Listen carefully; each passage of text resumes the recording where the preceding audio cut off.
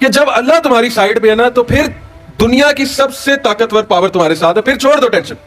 اور یہاں میں ابن تیمیہ کا ایک کال آپ سب کو سنانا چاہوں گا جو مجھے بہت اسٹرینتھ دیتا ہے. جب بھی کوئی مشکل آتی ہے مجھ پہ، کوئی فائنینشیل لاس آتا ہے، انسان کو مالی نقصان ہو جاتا ہے، زندگی میں بیماری آ جاتی ہے، کوئی گھریلو پریشانی آ جاتی ہے، کوئی دشمن آ جاتا ہے، بہت کچھ آئے گا، لیکن ان کا ایک کال مجھے بڑی اسٹرینتھ دیتا ہے. انہوں نے کہا what can my enemies do to me, میرے دشمن میرا کیا بگاڑ سکتے ہیں؟ Wherever I go I carry my Jinnah with می، جہاں بھی میں جاتا ہوں اپنی جنت ساتھ لے جاتا ہوں. کہتے ہیں اگر وہ مجھے ملک سے نکالتے ہیں، جلا وطن کرتے ہیں، تو یہ میرے لیے سیر و سیاحت ہے اور میں اللہ تعالیٰ کی جو ہے وہ زمین دیکھوں گا. اگر وہ مجھے جیل میں بند کرتے ہیں تو یہ میرے لیے سولیٹیوڈ ہے، اکیلا پن ہے، جہاں بیٹھ کر میں اللہ اللہ کروں گا، ذکر کروں گا، اللہ کے قریب ہوں گا. اور اگر وہ مجھے مار دیتے ہیں تو میں شہید ہوں گا اور سیدھا اللہ سے ملوں گا، جنت جاؤں گا. تو میرا بگاڑ کیا سکتے ہیں میرے دشمن؟ ایسی قوم کو کوئی نہیں ہرا سکتا، یقین کریں. ایسے انسان کو کوئی مات نہیں دے سکتا جو اپنی جنت ساتھ رکھتا ہے ہر وقت. تو یہ کانسیپٹ بھائیوں یقین کریں، جو فلسفہ زندگی کا اللہ نے آپ کو دے دیا نا مسلمان ہونے کے ناطے، اور جو فلسفہ ہمارے نبی نے ہمیں دے دیا، یقین کریں اس کو تھام کے اگر آپ چلیں گے ساری عمر تو انشاءاللہ زندگی میں بھی عزتیں ہیں اور آخرت میں بھی بہت عزتیں ہیں. اور ایسے ایسے اللہ تعالیٰ آپ کو دے گا. اللہ سورہ طلاق میں کہتا ہے وَمَن يَتَّقِ اللَّهَ يَجْعَل لَّهُ مَخْرَجًا، آیت نمبر 2.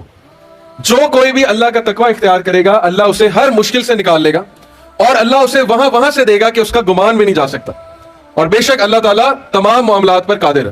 یہ سورہ طلاق میں وعدہ اللہ کا کہ جو اللہ کا ڈر اختیار کرے گا، صرف اللہ سے ڈرنا ہے اور کسی سے نہیں. یہ جو بھی گورنمنٹ بیٹھی ہے اچھی بات ہے، اچھی ہے تو بہت اچھی بات ہے. جو بھی اوپر بیٹھا ہے ترقی دینے والی ذات اللہ ہے، یہ ہمیشہ آپ کا بلیف ہونا چاہیے. اوپر لانے والی ذات اللہ ہے، اسباب اللہ بناتا ہے، عزتیں اللہ دیتا ہے. جو کوئی بھی اللہ تعالیٰ کو اپنے ساتھ کر لے گا تو پھر یج اللہ مخرجا، اللہ تعالیٰ اس کو ہر مشکل اور مصیبت سے نکالتا ہے اور اللہ اسے وہاں سے دیتا ہے کہ اس کا گمان بھی نہیں جاتا. بڑے واقعات ہیں کہ جنہوں نے اللہ پہ توکل کیا تو ان کی تقدیر ہی بدل دی اللہ نے، ان کے حالات ہی بدل دی اللہ نے، کیونکہ اللہ کو بہت پسند ہے کہ اللہ تعالیٰ پہ توکل کیا جائے. ایک اور آپ کو آیت سناتا ہوں قرآن سے ہی اور فلسفہ سمجھاتا ہوں. سورہ مومنون میں آیت نمبر 110 میں اللہ کہتے ہیں فَحَسِبْتُمْ أَنَّمَا خَلَقْنَاكُمْ عَبَثًا وَأَنَّكُمْ إِلَيْنَا لَا تُرْجَعُونَ، کیا تم یہ سوچی بیٹھے ہو کہ ہم نے تمہیں کھیل تماشے کے لیے بنا دیا ہے اور تم ہمارے پاس لا ترجعون، واپس نہیں آؤ گے پلٹ کے؟ کیا تم یہ سوچی بیٹھے ہو کہ تمہیں ہم نے پرپز لیس بنا دیا، کٹ پتلیوں کی طرح؟ گائیں بھینس جیسے چارہ چرتی ہیں، گھاس چرتی ہیں، تو تم چرنے کے لیے آئے ہو دنیا میں؟ نہیں، ہم نے تمہیں ایک بہت بڑے مقصد کے لیے بنایا. وہ مقصد کیا تھا؟ انسانوں سے پہلے یہاں جنات تھے، آپ سب نے پڑھا ہے. وہ فساد برپا کر رہے تھے یہاں پہ، تو اللہ سبحانہ و تعالیٰ نے آدم علیہ السلام کو اپنا خلیفہ مقرر کیا اور کہا کہ تو اور تیری اولاد دنیا میں جا کر امن پھیلائیں گے. اور یہ عہد ہم نے کیا سب نے. سورہ احزاب آیت نمبر 72 میں اس کا ذکر ہے کہ ہم نے پہاڑوں کو، زمینوں کو، آسمانوں کو ذمہ داری دی، انسان نے ذمہ داری لے لی. اس ذمہ داری کو سامنے رکھیں. آپ یہاں انصاف برپا کرنے آئے، امن پھیلانے آئے، انصاف کے ساتھ چلے، چاہے وہ گھریلو معاملہ ہو، چاہے وہ ماں باپ کے ساتھ معاملہ ہو، گھر والی کے ساتھ معاملہ ہو، چاہے وہ لوگوں کے ساتھ معاملہ ہو، چاہے وہ جاب کے ساتھ معاملہ ہو. کبھی بھی یہ مت سمجھے، مایوس نہ ہو کہ یار تیرے تو بڑے گناہ ہیں، تو کہاں اللہ تجھے پوچھے گا. یہ شیطان کی طرف سے وسوسہ. لیکن ذمہ داری کے ساتھ چلیں. اپنے آپ کو جب خود ٹھیک نہیں کریں گے اللہ تعالیٰ کی طرف سے مدد نہیں آئے گی. یہ میں نے آپ کو شروع میں اسی لیے یہ آیا آپ کو سنائی ہے کہ جو اللہ والے ہوتے ہیں تو پھر ان کے ساتھ اللہ ہو جاتا ہے اور پھر اللہ ان کی تقدیر بدلتا ہے، اس قوم کی تقدیر اللہ تعالیٰ بدلتا ہے. اور جب نوجوان آ جائے اللہ کی طرف تو پھر تو معجزات ہوتے ہیں. یہ ابھی تک کی میری بات کا جو ہے وہ کریکس یہ ہے. اور جو لوگ یہ کہتے ہیں ہمارے کرنے سے کیا ہو جائے گا، تو وہ اصحاب کہف کی مثال یاد رکھیں. قرآن میں سٹوریاں نہیں ہیں، مثالیں ہیں ہماری عقل کے لیے کہ عقل پکڑو، عبرت پکڑو ان مثالوں سے. اصحاب کہف کی سٹوری پڑھیں. سورہ کہف چیپٹر نمبر 18، سورہ نمبر 18 ہے، پارہ نمبر 14 اور 15 میں ہے سورہ کہف. اصحاب کہف 7 لوگ تھے، 7 لوگ. پورے روم کو وقتہ ڈال دیا تھا انہوں نے جب بادشاہ کے سامنے اعلان کیا کہ بھئی ہم تمہاری کرپشن نہیں مانتے، ہمارا رب اللہ ہے اور ہم اسی کی عبادت کریں گے. اور وہ 7 لوگوں نے غار میں جا کے پناہ لی اور اللہ تعالیٰ نے 309 سال انہیں سلایا. اور اس کے بعد جب اٹھے تو سارا روم مسلمان ہو چکا تھا. تاریخ گواہ اس بات کی. کیا اللہ تعالیٰ میسج دے رہا ہے کہ جب نوجوان تحریک پکڑتے ہیں تو معجزات ہوتے ہیں. جب نوجوان تحریک پکڑتا ہے تو معجزات ہوتے ہیں. اور معجزہ ہوا. وہ یہ سمجھتے ہیں کہ یار 7 لوگوں کی وجہ سے کیا ہوگا، کیسے چینج آئے گی. 7 لوگوں کی وجہ سے پورا روم مسلمان ہوگا. تو میں آپ کو بتا رہا ہوں ایک آنےسٹ پولیس افسر کی وجہ سے پورا ادارہ چینج ہو سکتا ہے. یہ میرا بلیف ہے اور یہ آپ کا بھی بلیف ہونا چاہیے. ایک موسیٰ تھا، ایک موسیٰ علیہ السلام، اور انہوں نے کہا مجھے اللہ ایک ساتھی دے دے. کوئی پیسے نہیں مانگے، کوئی ریسورسز نہیں مانگی. کہا کہ مجھے ہارون دے دے میرا بھائی. وہ پوری دعا نا رب اشرح لی صدری ویسر لی امری واحلل عقدۃ من لسانی یفقہوا قولی واجعل لی وزیرا من اہلی ہارون اخی. اے اللہ مجھے ایک ساتھی دے دے, ہارون دے دے. 2 بندوں نے پھر اونیت گرا دی, 2 بندوں. تو یہ مثالیں ہمارے لیے ہیں کہ جب اللہ ساتھ ہے تو پھر سب کچھ ساتھ ہے. سیرت کیا بتاتی ہے ہمیں؟ ہم سیرت پڑھتے ہیں, آپ سب پڑھتے ہیں ماشاءاللہ. سیرت کیا بتاتی ہے کہ کوئی سازش نہیں چھوڑی انہوں نے ہمارے نبی کے خلاف. ایک سازش کر کے دیکھ لی. ان کو نعوذ باللہ کہا جی مجنون ہے, شاعر ہے, کاہن ہے, پروپیگنڈا کر لیا. مکہ سے جو ہے وہ کہہ دیا کہ جاؤ, ہجرت کرا دی. لیکن اینڈ میں کامیاب کون ہے؟ کون گھٹنوں میں آ کر بیٹھ رہا ہے؟ ابو سفیان. بعد میں ماشاءاللہ مسلمان ہو گیا ابو سفیان رضی اللہ عنہ. نبی اکرم صلی اللہ علیہ وسلم ایک بار کعبہ پہ کھڑے ہوئے, کعبہ کی سیڑھیوں پہ آئے اور اپنی قوم سے کہا کہ کیا میں تم لوگ کو وہ کلمہ بتاؤں جس سے تم فارس اور شام کے بادشاہ بن جاؤ گے؟ تو ہنسنے لگ گئے. وہ کہتے ہیں کہ ہم فارس اور شام کے بادشاہ, یہ بالکل ایسے ہے کہ میں آپ کو سٹیج پہ کھڑا ہو کے کہوں کہ مہینے کے اندر امریکہ اور UK آپ فتح کر لیں گے.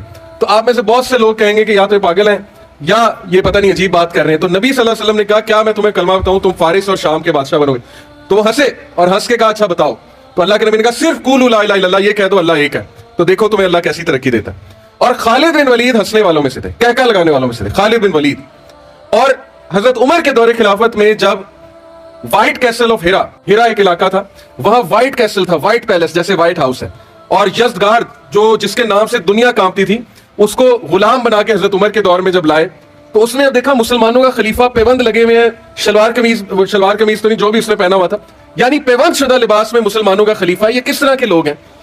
تو خالد بن ولید جب کیسل آف ہیرا کے سامنے کھڑے ہوئے تو رونے لگ گئے حضرت عمر کے دور کی بات. تو صحابہ نے کہا کہ خالد بن ولید آپ سیف اللہ ہیں, اتنی بڑی فتح دی اللہ نے, ہیرا فتح ہو گیا, آپ رو کیوں رہے ہیں؟ آپ تو خوش ہونے چاہیے. تو انہوں نے کہا مجھے رسول اللہ کی بات یاد آ گئی جب کہا تھا کہ تم فارس اور شام کے بادشاہ بنو گے, لیکن میں ہنسنے والوں میں سے تھا, میں مذاق اڑانے والوں میں سے تھا. تو یہ 100 سال میں اتنی سلطنت بن گئی, اتنی فتوحات کر لی. وہی بات ہے ان اللہ لا یغیر ما بقوم حتی یغیروا ما بانفسہم, جو خود تبدیل نہیں ہونا چاہتی قوم, اللہ اس کو اس کے حال پہ چھوڑ دیتا ہے. اگر ہر بندہ ہم میں سے یہ سوچ کے بیٹھ جائے گا سسٹم تو چینج نہیں ہونا, نہیں جی کرپشن ہی بڑی, کیا کریں, ہر جگہ ایسے ہی ہے جی, تو کیسے چینج آئے گی؟ ایک عالم سے کسی نے پوچھا, میں نے ان عالم کو سنا یہ جواب دیتے کہ جی ایسا کوئی طریقہ بتائیں کہ میں سب کو خوش بھی کر لوں اور تبدیلی بھی آ جائے. تو انہوں نے کہا یہ تو رسول اللہ بھی نہیں کر سکے, تو آپ کیسے کر لیں گے؟ ایون نبی صلی اللہ علیہ وسلم نے اپنے رشتہ داروں کو ناراض کرنا پڑا, اپنے لوگوں کی باتیں سننی پڑی, تانے سننے پڑے, کبھی ٹھوکر کھانی پڑی, مکہ سے باہر نکالا گیا, شیبے ابی طالب میں گئے, ہجرت کرنی پڑی. بتانے کا مقصد کیا ہے کہ جب تبدیلی آتی ہے تو تھوڑی سی تکالیف برداشت کرنی ہوتی. یہ تبدیلی کا دور ہے, میں آپ کو بتا رہا ہوں. میں یہ مت سمجھے گا PTI کا ہوں, بار بار تبدیلی کی بات کر رہا ہوں. جو بندہ اچھا کام کرے گا ہم اس کی تعریف کریں گے, ایسی کوئی بات نہیں, چاہے وہ نواز شریف کرے کوئی بھی کرے, ہمیں کسی سے وہ پریجوڈیس نہیں ہے, بغض نہیں ہے. بات اصل میں یہ کہ یہ دور آپ کا دور ہے, ینگسٹرز کا دور ہے. یقین کیجئے میں یونیورسٹیز میں جاتا ہوں, سکولز میں جاتا ہوں, میں آپ سے بات کر رہا ہوں, مجھے آنکھوں میں ایک چمک نظر آتی, پتہ نہیں کیوں, مجھے ایک انرجی نظر آتی ہے, مجھے وہ اکتاہٹ نظر آتی ہے کہ اب اگ گئے ہیں. یہ جو لا سسٹم ہے ہمارا, جو جس طرح حالات چل رہے ہیں سب اگ گئے, سیدھی سی بات ہے. اور نئی جنریشن میں مجھے بہت ولولہ نظر آتا ہے. اسی لیے میں یہ آپ کو میسج دینا چاہتا ہوں کہ اگر آپ چینج لانا چاہتے ہیں تو اندر ایک ڈیزائر پیدا کرنی ہوگی. یہ آیت سے سیکھیں کہ جب تک ایک قوم خود نہیں چاہتی کچھ تبدیل نہیں ہوتا ہے. اللہ تعالیٰ کا بھی یہی اصول ہے. اور علامہ اقبال کا شعر یاد رکھیں کہ قرآن کے بارے میں ہے کہ میرے ذہن سے ایک دم شعر نکل گیا, لیکن اس کا کانٹیکسٹ میں آپ کو بتا دیتا ہوں کہ جب ہم نے قرآن کو ترک کر دیا, اپنے اسلاف کے اسلوب کو ترک کر دیا, تو پھر ذلت ہمارا مقدر بنے گی.